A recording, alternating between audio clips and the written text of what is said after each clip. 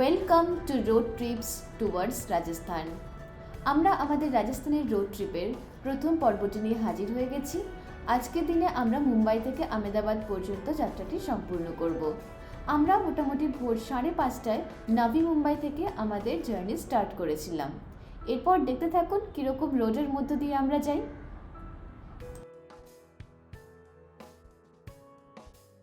এখন সকাল 7:30 বাজে। আমরা জাস্ট কাশাই ক্রস করে NH48 ধরে চলছি। আমাদের ফার্স্ট ব্রেক আমরা বাপিতে নেব। তো এখনো অবধি তো রাস্তা বেশ ভালো লাগছে, খুব ভালো লাগছে। আর রাস্তায় সেরকম আমরা এখনো অবধি সেরকম ট্রাফিক পাইনি। বাইরে কিছু একটা বিয়ের অনুষ্ঠান আই থিঙ্ক চলছিল, আমরা বুঝতে পারছি না। আর এখানকার রাস্তাটা দেখুন খুব ভালো, রাস্তার কন্ডিশনও খুব ভালো আর চারিদিকে প্রচুর গ্রিনারি আছে। এখন আমরা যেই রুটটা ধরেছি গুগলে দেখাচ্ছে এটা গোল্ডেন কোয়াড্রিল্যাটারালের একটা রুট। আর সেই রাস্তাটা যে কতটা ওয়েল মেনটেন্ড আর সবাই এত সুন্দর ড্রাইভ করছে, এই রাস্তাটার কন্ডিশন দেখলেই বোঝা যায়। এখন জাস্ট সকাল হয়েছে। আমরা মুম্বাইতে তো সেরকম ঠান্ডাটা বুঝি না, কিন্তু এখানে একটা হালকা হালকা ঠান্ডা লাগছে আর ভীষণ ভালো লাগছে, ভীষণ ফ্রেশ লাগছে। এখানে কোনো সকালে টায়ার্ডনেস নেই। আর এই দিকে ডান দিকের আকাশটা দেখুন কি সুন্দর হালকা হালকা লাল হতে শুরু করেছে আর দূরে পাহাড় দেখা যাচ্ছে। আমি জানি হয়তো ক্যামেরাতে খুব একটা ভালো বোঝা যাচ্ছে না, বাট রিয়েলিটিতে দারুণ লাগছে এই এক্সপিরিয়েন্সটা। এটা আমাদের ফার্স্ট লং ড্রাইভ। আর এখানে যেতে যেতে দেখতে পাচ্ছি পাশে প্রচুর ধাবা আছে, তাই জন্য কোনো টয়লেট বা মাঝে মাঝে যদি আপনাদের ব্রেক নিতে ইচ্ছে হয় চা খাওয়ার জন্য সেরকম কোনো অসুবিধা হবে না। আর আরেকটা জিনিস দেখছি, সকাল 6:30টার পর থেকে কিন্তু ট্রাকও অনেকটাই কমে গেছে। দেখতে পাচ্ছেন পুরো ফগ হয়ে আছে। এতক্ষণ আমরা যেই রাস্তাতে এলাম, যদিও অনেক সকালে এলাম, কিন্তু কোনো ফগ ছিল না। আর এই দিকেও ভিজিবিলিটি কিন্তু অনেক কম আছে। আর এখন বাজে সকাল 7:40।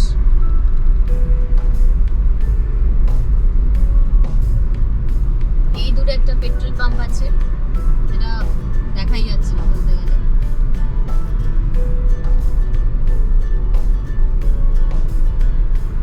তাই গাড়ির স্পিডও অটোমেটিক্যালি অনেকটা কমে গেছে।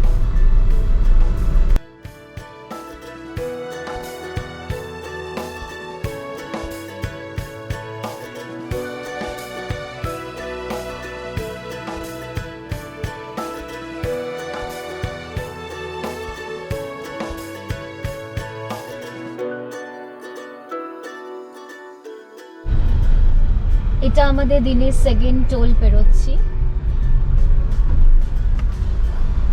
এখানে একটু হালকা ট্রাফিকের মতো আছে। আর এখান থেকে আর 56 কিলোমিটার পর আছে বাপি। অ্যান্ড ওখানে আমরা ছোট্ট একটা ব্রেক নেব, টি ব্রেক। এই আমরা জাস্ট মহারাষ্ট্র চেকপোস্ট পেরিয়ে গুজরাট এন্টার করে নিলাম। এই জায়গাটাতে একটু বেশ ট্রাফিক ছিল, কারণ এই পাশে ট্রাকগুলোর চেক হচ্ছিল আর আমরা স্মুথলি বেরিয়ে এলাম। একটু হালকা ট্রাফিক ছিল। এখন আমরা নেক্সট রাস্তাটা পুরো দিনটাই গুজরাটের ওপর দিয়েই চলবো। মহারাষ্ট্রকে টাটা বাই বাই। চলুন দেখা যাক গুজরাটের রাস্তাঘাট, গুজরাটের ল্যান্ডস্কেপ, গুজরাটের খাওয়া দাওয়া কীরকম হয়, সবই আপনাদের সঙ্গে শেয়ার করবো। এখন গুজরাটের গ্রাম দেখা যাচ্ছে, বেশ ভালো লাগছে। আর এখানকার সয়েলটাও এখন অবধি মহারাষ্ট্রের সয়েলের সাথে আমি কোনো ডিফারেন্স পাইনি, সেই ব্ল্যাক সয়েলের জায়গায় চলছে। তবে এখানকার গাছপালাগুলো মহারাষ্ট্র থেকে একটু ড্রাই লাগছে। আর অনেক বেশি খেজুর গাছ আছে এই জায়গাটাতে, খেজুর গাছ, কুল গাছ। এখন আমরা ভাবিতে ছোট্ট একটা ব্রেক নিয়ে নিয়েছিলাম, টি ব্রেক। তারপর আমরা এখন ডিরেক্ট বরোদাতে আবার ব্রেক নেব। তাই ইচ্ছে আছে মাঝে যদি দরকার হয় ছোটোখাটো একটা 5-10 মিনিটের ব্রেক নেব। এখন থেকে রাস্তাটা বেশ ভালো আর রোদও উঠে গেছে, বেশ ভালো লাগছে ড্রাইভটা। আপনারা রাস্তাটা একবার দেখে নিন। চারিদিকে এখন শুধু গুজরাটের গাড়ি দেখতে পাওয়া যাচ্ছে।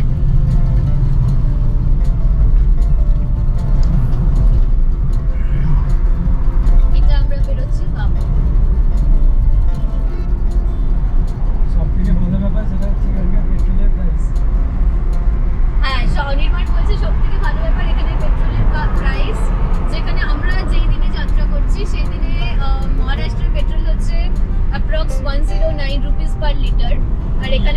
অনলি 94, তো এটা বেশ ভালো লাগছে।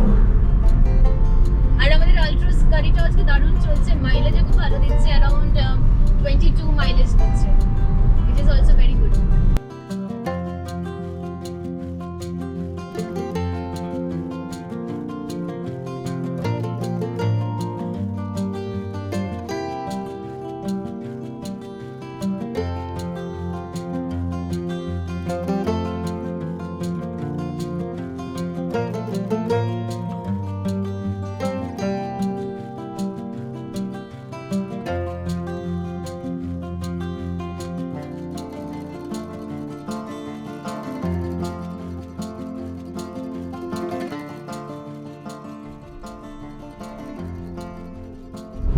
এখন আমরা সুরাট বাইপাস হয়ে বেরোচ্ছি।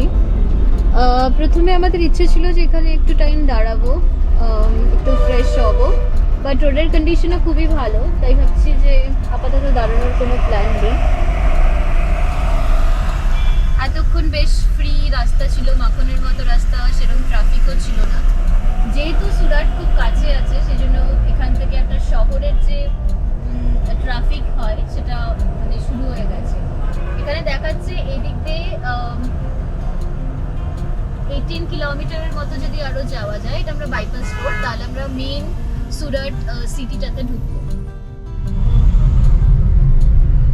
এখন বাজে 11:45, আর আমাদের ফদোদরা পৌঁছানোর টাইম দেখাচ্ছে 2:09, কিন্তু অবভিয়াসলি আমরা মাঝে একটু ব্রেক নেবো, তো দেখা যাক লাঞ্চ টাইমের আগেই হয়তো আমরা ফদোদরা পৌঁছে যাবো, ওখানেই লাঞ্চ করবো। এখন দুপুর 12টা বাজে। গুজরাটে কিন্তু আমরা যেরকম শুনে এসেছিলাম যে প্রচুর ঠান্ডা পড়ে নাকি কি, আমাদের সেরকম কিছুই ফিল হচ্ছে না, রাদার আমাদের 12টার সময় সেই মুম্বাইয়ের মতোই গরম লাগছে। বাট গুজরাটের এখানে আমাদের হিউমিডিটিটা অনেকটাই কম লাগছে, অনেক বেশি ড্রাই ওয়েদার লাগছে এখানে, কিন্তু গরম বেশ ভালোই লাগছে।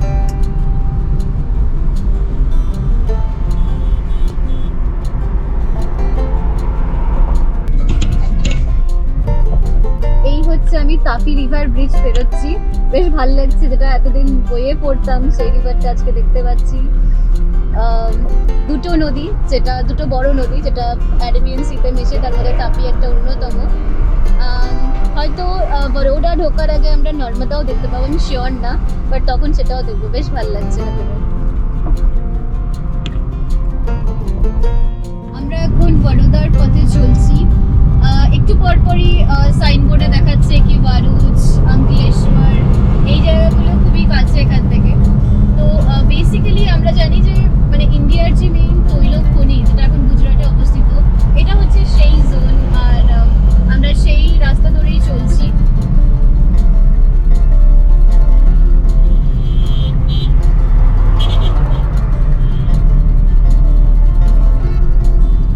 ট্রাস্ট মি, ডিসেম্বরে অসম্ভব রকম গরম লাগছে এখানে, মানে গুজরাট যে কতটা গরম, স্পেশালি আমি তো ভাবতেই পারি না যে গরমকালে আসার কথা এখানে। একটা অদ্ভুত রকমের টেম্পারেচার, বাইরে হিউমিডিটিটা ডিফারেন্ট, ইটস রিয়েলি ডিফারেন্ট।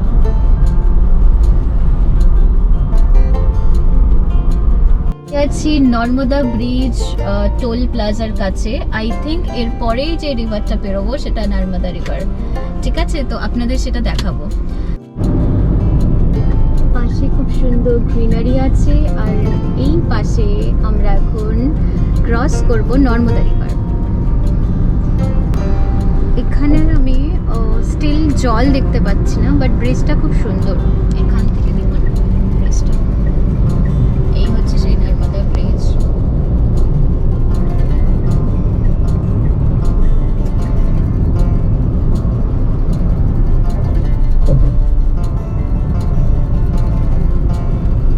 আমরা বরোডা ঢুকছি, আর এখান থেকে বরোডা 10 কিলোমিটার, তারপরে আমি একটা ছোটো ব্রেক নেব।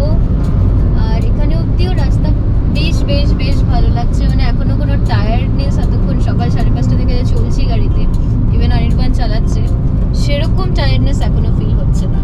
বাট হ্যাঁ, ওই অঙ্কলেশ্বর অ্যান্ড ভারুচ ওই জায়গাগুলো যখন পেরোচ্ছিলাম তখন আমাদের এসি অন করতে হয়েছিল। There are two reasons behind that. First হচ্ছে এখানে ইন্ডাস্ট্রিয়াল বেল্ট এটা, তো ভীষণ বাইরে থেকে একটা কিরম বাজে গন্ধ আসছিল, ওটা তেলের না কিসের আমরা জানি না, বাট অয়েল রিফাইনারির পাশে এরকম গন্ধ বেরোয় সেটা। আর প্রচুর পলিউশন ছিল বাইরে। আর নেক্সট যেটা রিজন ছিল সেটা হচ্ছে ভীষণ গরম লাগছিল। তো এখন বেশ কমফোর্টেবলি চলছি। আর এখন দেখতে পাচ্ছেন যে যেহেতু বরোডা ঢুকছে, তাই জন্য এখানে শহরের সামনে যেই তোমার অটো বা মানে এই একটা ট্রাফিক হয় না, যেটা শহরে ঢোকার আগে সেরকম একটা ট্রাফিক চলে এসছে। যদিও আমরা শহরে ঢুকবো না, রিং রোড দিয়েই বেরিয়ে যাব। জাস্ট 9.1 কিলোমিটার পরে একটা স্টপ আছে। আমরা যেই জায়গাগুলোতে যাচ্ছি, ফার্স্ট আমরা বাপির কাছে একটা স্টপ নিয়েছিলাম। সেই রেস্টুরেন্টটাও ভীষণ ভালো ছিল, অ্যান্ড পাশে একটা পেট্রোল পাম্প ছিল। সেটার লোকেশনও আমি ডেসক্রিপশন বক্সে দিয়ে দেবো। আর এখন যেটাতে স্টপ নেব, দেখা যাক মানে রেস্টুরেন্টটা কেমন হয়। যদি ভালো হয় তাহলে আমরা ডেফিনেটলি সাজেস্ট করব। আর তাছাড়াও আপনারা দেখতে পাবেন যে যাওয়ার পথে বাঁ পাশে প্রচুর ভালো ভালো রেস্টুরেন্ট পড়ছে, তো দেখে দাঁড়িয়ে যাবেন। Time is now 2:06 p.m. We are going to reach Baroda at 2:15 p.m. within 10 minutes.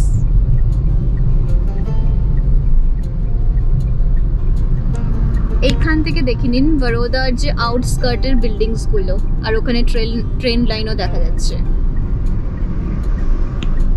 এখান থেকে Ahmedabad 122 kilometre, Rajpipla was around 92 kilometre. এখানে স্পিড লিমিট করে দিয়েছে 50 কিলোমিটার পার আওয়ার। বরোডাতে তো আমরা ঢুকছি না, তাই পাশ থেকে শহরটাকে দেখে নিচ্ছি। এখানকার বিল্ডিংসগুলো দেখুন, রো হাউস এই পাশে যে দেখা যাচ্ছে, এগুলো সব রো হাউস। এগুলো বেশ ভালো। অ্যান্ড বরোডা একটা নিউ ডেভেলপড সিটির মধ্যে অন্যতম, যেখানে প্রধানমন্ত্রী যেই সমস্ত প্রকল্পগুলো নিয়েছিলেন তার মধ্যে বরোডা সিটি একটা অন্যতম সিটি, যেটাকে ডেভেলপড করার চেষ্টা করা হচ্ছে। And from the outside only আমরা দেখতে পাচ্ছি সেটা রিয়েলি ভেরি ডেভেলপড। বিল্ডিংসগুলো নতুন, দ্যাট মিনস দ্য ডেভেলপমেন্ট শুরু হয়েছে এবং হচ্ছে। আর এই সব বিল্ডিংসগুলো কিন্তু হাইওয়ের একদম পাশে। আমরা NH48 ধরে যাচ্ছি, আর এই বিল্ডিংসগুলো সব NH48 এর পাশে।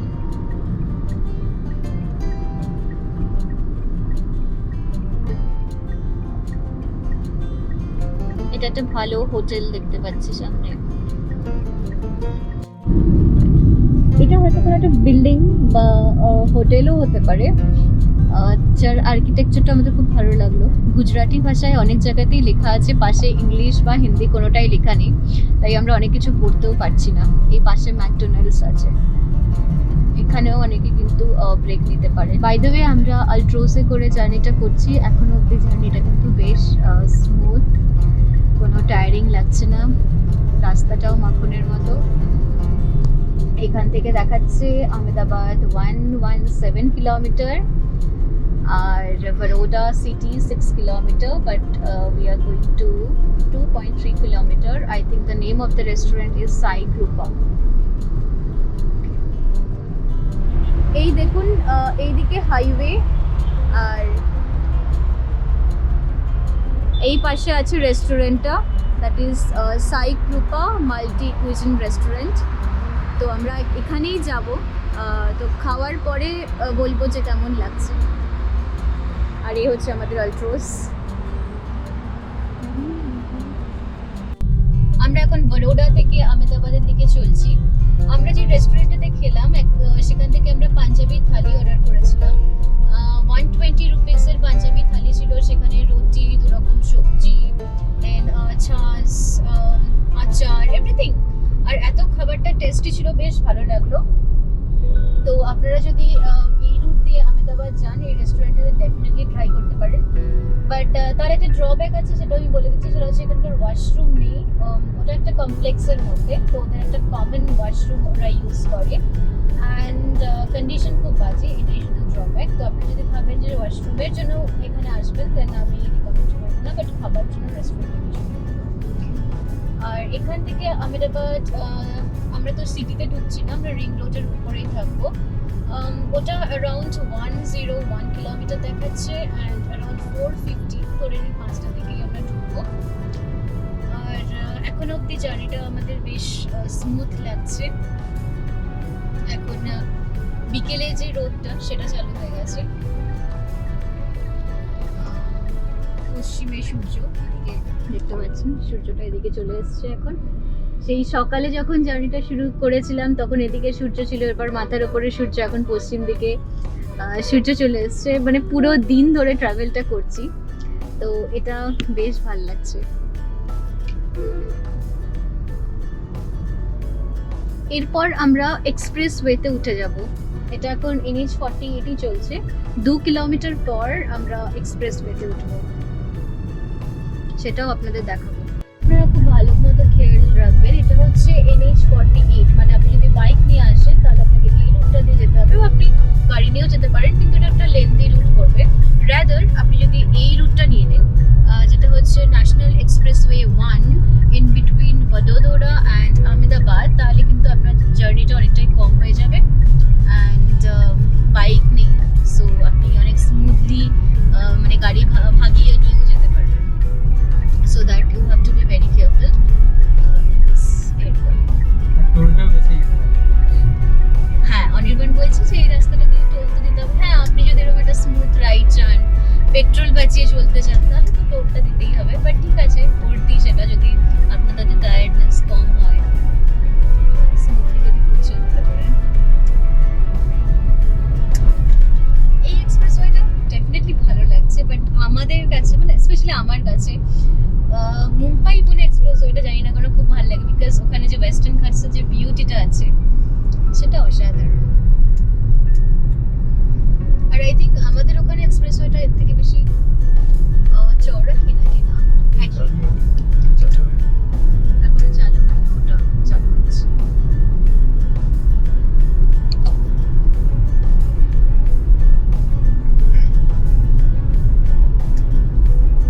কিন্তু তাও মুম্বাই পুনে এক্সপ্রেসওয়ের মধ্যে একটা বেশ নাপনাপান ভাব আছে। মানে আমাদের বাড়ি থেকে একটু গেলেই দেখা যায়, একটু গেলে পরেই এক্সপ্রেসওয়ে ধরে পৌঁছলে লোনাভলা পৌঁছে যাওয়া যায়, ওটা বেশ ভালো লাগে।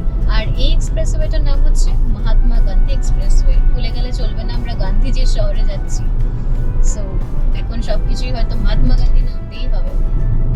আর এখানে এক্সপ্রেসওয়েটার ডান দিকে দেখুন কি সুন্দর গ্রিনারি আছে, খুব সুন্দর সুন্দর বোগেনভিলা উঠে আছে।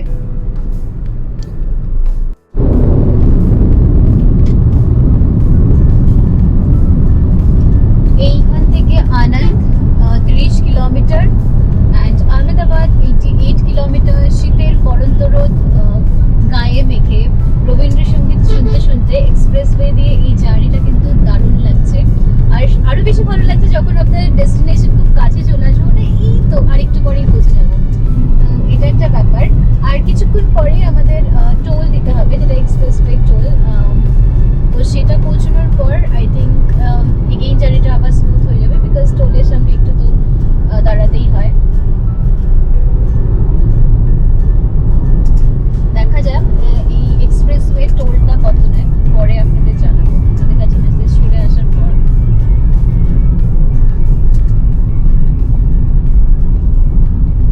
না, এখানেও আই থিঙ্ক, যদিও আমি গুজরাটি পড়তে পারবো কিনা আমি জানি না, বাট আই থিঙ্ক এখান থেকে দেখে নিব যদি আপনারা পড়তে পারেন, আর না হলে পরে।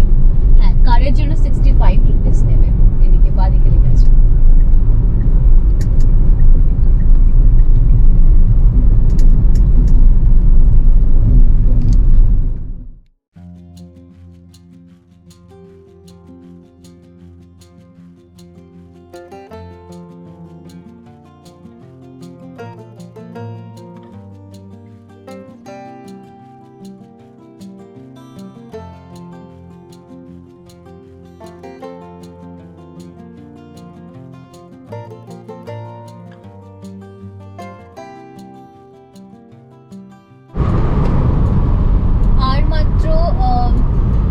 আর মাত্র 2 কিলোমিটার, তারপরে এক্সপ্রেসওয়ে আবার শেষ হয়ে যাবে।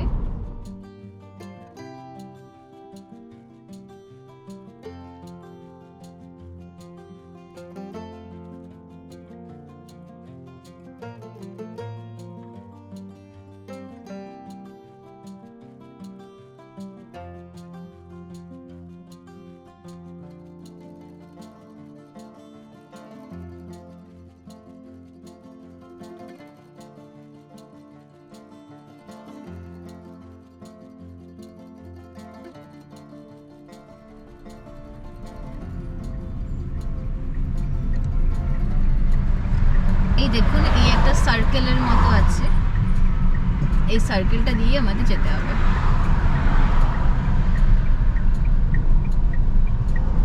এখান থেকে দিল্লি এখনো 919 কিলোমিটার, উদয়পুর 254 কিলোমিটার।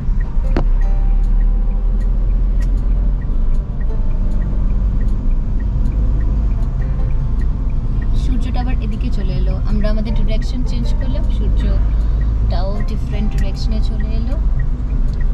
এখানে আবার আরেকটা টোল পড়বে, for car it will be around 50 rupees. এটা সেই টোল এক্সপ্রেসওয়েটা ব্যবহার করার জন্য। এরপরই আমরা NH-48 ঢুকেছি। আমরা আহমেদাবাদের রিং রোডে দ্য হোটেল গ্র্যান্ড রাধেতে আছি। আপনাদের রুম টোটা দিয়ে দিই। ঢুকেই এ পাশে আছে ওয়াশরুম, দেন এরম একটা বেড আছে which is very well organized and comfortable also. এদিকে একটা ছোট ওয়ার্ড্রপের মতো আছে, TV. So it's a decent room. SEO আছে, বাট আই ডোন্ট থিঙ্ক আমাদের এসি দরকার আছে। আর এইদিকে খুব সুন্দর মিরর ওয়ার্ক করা আছে, এটাও খুব ভালো লেগেছে। আমরা আমাদের আহমেদাবাদের রোড ট্রিপটি এখানেই কমপ্লিট করলাম। কালকে আবার দেখা হবে নতুন একটা ভিডিওর সাথে। ততক্ষণের জন্য ভালো থাকবেন, সুস্থ থাকবেন। নমস্কার, টাটা।